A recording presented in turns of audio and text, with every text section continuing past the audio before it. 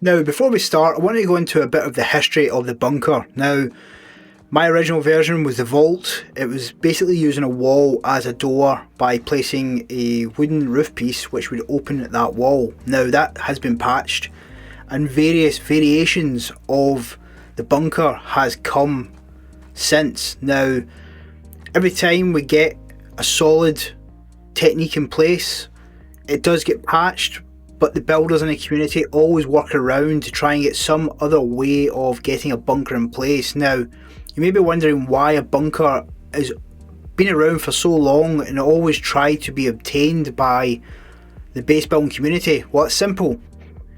When the satchel charge came into play, sheet metal doors were very vulnerable in the first days of Rust. Basically, you would spawn in, get your sheet metal door, someone would get one of the little satchel charges, learn it, hit loads of sulphur, then just smash through your doors.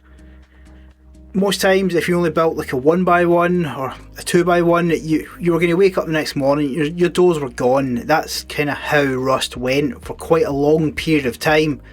It became quite stale for the solo player, or a lot of like non-PvP orientated who weren't very good, who would get caught out and their wait would be effectively over. So the thinking was to try and make something solid, because a wall takes a lot more to go through than a door.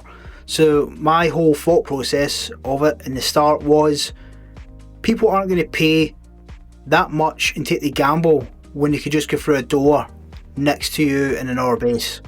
Now, there's three main things that I always try to do when I make a base or any sort of base build or concept.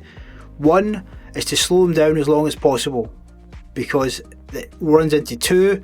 It means it gives you more time to get back or get online and disrupt them, or three, they'll get counter raided. Now, if all three of them come into play, it's going to cost them more than it's going to cost you in a lot of cases. Now, I always try to think of a base as a defensive post against an attacker. So every time I do a base build, I always try and think of how I can make it the most defensible building that I can.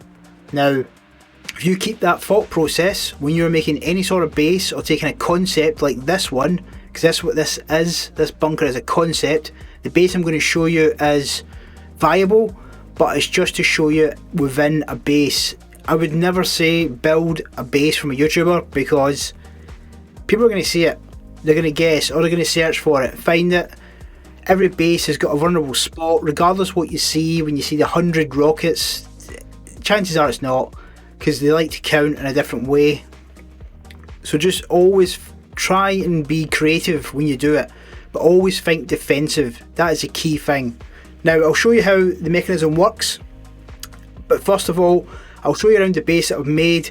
I'll show you some of the defensive points that I've made as well, just to get your brain working and thinking as you go along.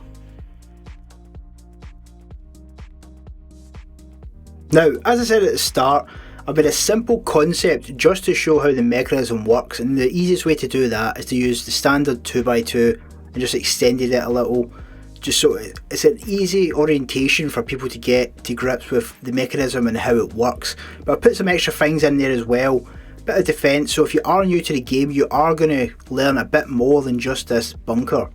Now, everyone loves helicopters, but I have used the honeycomb below to protect part of the base as well. That is the only reason why I've went for the helicopter on top. As you'll see in a second, it's a disguise to try and hide the fact that it's vulnerable in this position. Now, as you come in, you'll see, as I said, this is just where you grow hemp.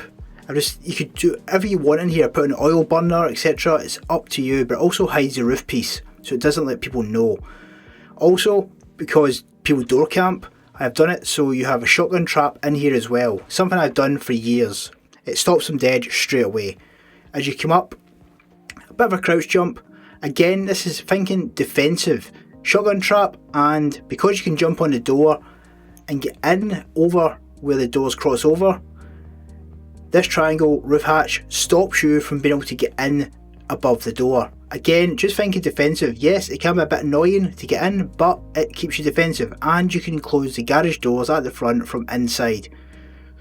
All these little things matter, especially in the early game when people are just thriving to get stuff. Trust me, you will not think any different after you start doing this sort of stuff. Now upstairs just completely open. I've not went to town. You want to make sure the floor is very strong. I would recommend using high qual, but you could use metal because they're already quite deep at this point, so they've spent quite a bit already. Now here is the mechanism. When they get to this point, they have to then start thinking a lot more logically of how they're going to get through. I've put a floor in, so if they think we can just go from above, they have to go through 2 floors as well. Again, thinking defensive. No base is unraidable, but again, as I've said before, it's how you slow them down.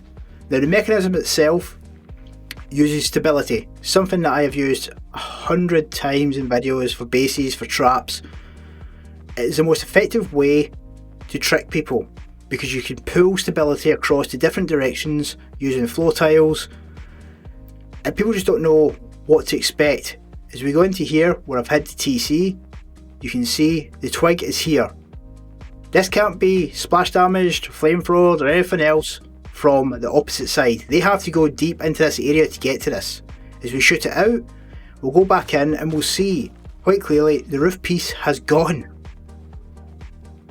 Now, when I show you the mechanism itself, I came across this March 2020, just before I took my break from YouTube. Now, it was a concept that we found by mistake whilst we were looking at a different concept, but I thought it'd be patched, if I'm being honest. I thought it was something that they've probably fixed. And then, after playing around, I found that actually they didn't fix it.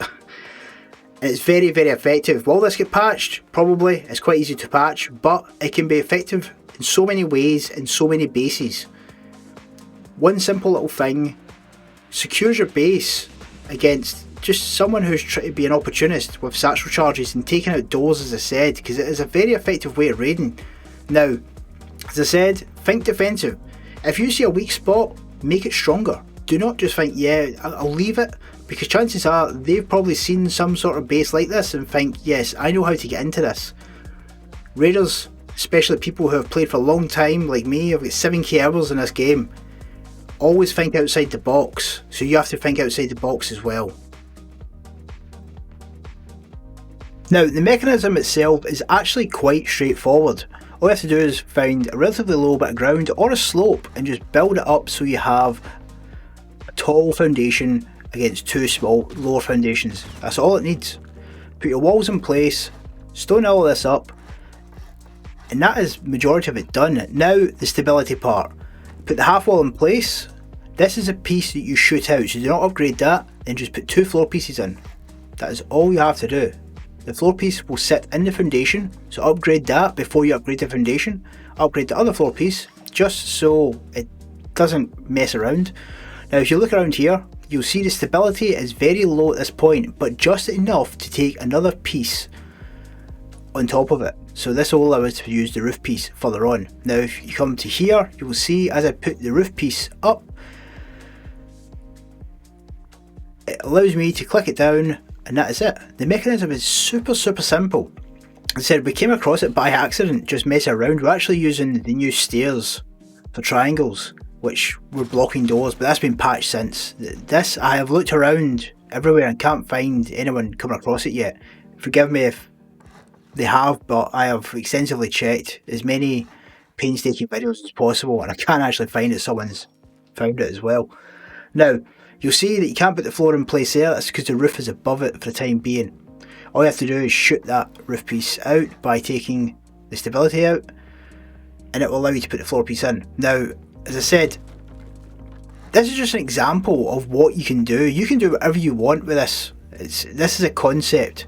If you want to do a 2x2, if you want to make it part of a bigger base, you might have 6 triangles and build it down from there. Again, that is very viable, and work from that piece. That is up to you. I am not going to tell you how to build a base, because that's the beauty of Rust and base building in Rust. You can experiment, you can do whatever you want. You'll make mistakes, but you'll learn from those mistakes as well. That's how people like me got into base building, because I was intrigued in how I can make it better, how I can make it stronger, how I could slow people down.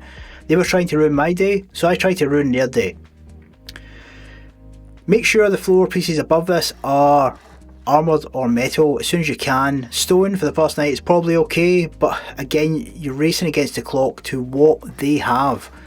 If they're going to spend rockets in this, then great. I've always said, if I make someone spend the maximum to get very little back, I'm happy. I've served a purpose in that. I am quite content with that aspect. Rust is a strange game where you have your raiders and you have your people who try to anti-raid, like me, who try to slow them down. It's always been that way. There's more interaction now, thankfully. There is servers where raiding isn't as common in the first night. It's getting back to that whole piece of where Rust used to be 3 years ago, 4 years ago now, when I first started playing, and that was the most enjoyable part for me, and that's what brought me back in the last couple of weeks, just to have a look and see what it's about, because the funny interactions you have with people in Rust, I have friends that I met on Rust just through interaction and having a laugh, and I play different games with them, some that are very close to indeed. So take this mechanism, see what you can do with it, experiment. Honestly, this will probably get patched. It's something that I expect to get patched, but I'll try and see what I can do. I've got a trap in mind for it already, which brings back a trap that we used to use, and we'll see how it goes.